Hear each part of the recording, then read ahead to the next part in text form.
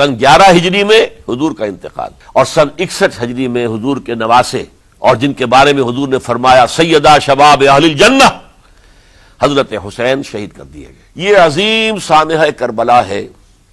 اب چونکہ یہ ہماری تاریخ کے ان واقعات میں سے ہے جس پر بہت کچھ اختلافات ہیں، مختلف گروہوں کی تعبیرات بہت مختلف ہیں۔ ایک طرف اہل تشیع کا اپنا بیان ہے، دوسری طرف اہل سنت کا ایک اجماعی بیان ہے، تیسری طرف کچھ ایسے لوگ پیدا ہو گئے ہیں جو حضرت حسین رضی اللہ تعالیٰ عنہ پر الزام لگا رہے ہیں اہل سنت میں سے کہ وہ تو حکومت کے طالب تھے، اقتدار کے خواہش مند تھے، واجب القتل تھے۔ معاذ اللہ ثم معاذ اللہ ثم معاذ اللہ۔ حضرت حسین اگرچہ صغار صحابہ میں سے تھے، یعنی حضور کی حیات طیبہ میں ابھی چھوٹے بچے تھے، لیکن ان کا شمار صحابہ میں ہے۔ اور پھر یہ وہ شخص ہے جو حضور کی گود میں کھیلا ہے، یہ وہ ہے جو حضور کے شانوں کے اوپر جس نے سواری کی ہے۔ علامہ اقبال نے جیسے حضرت اسماعیل کے لیے کہا ہے کہ وہ فیضان نظر تھا یا کہ مکتب کی کرامت تھی، سکھائے کس نے اسماعیل کو آداب فرزندی۔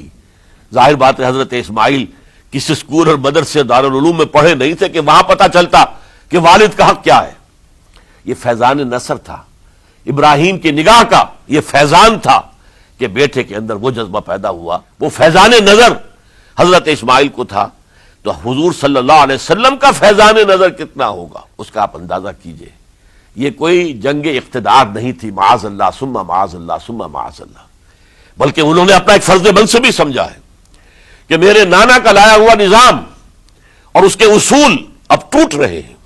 جیسے حضرت ابوبکر کا قول میں نے آج بھی آپ کو سنایا، ایبدل الدین وانا حی، کیا دین میں ترمیم اور تنسیخ کی جائے گی، دین کی باتوں کو بدل دیا جائے گا جبکہ میں ابھی زندہ ہوں؟ اسی طریقے سے گویا کہ زبان حال سے حضرت حسین اور عبداللہ ابن زبیر رضی اللہ تعالی عنہم ان دونوں نے یہ فیصلہ کیا کہ ہم روکیں گے اس کو۔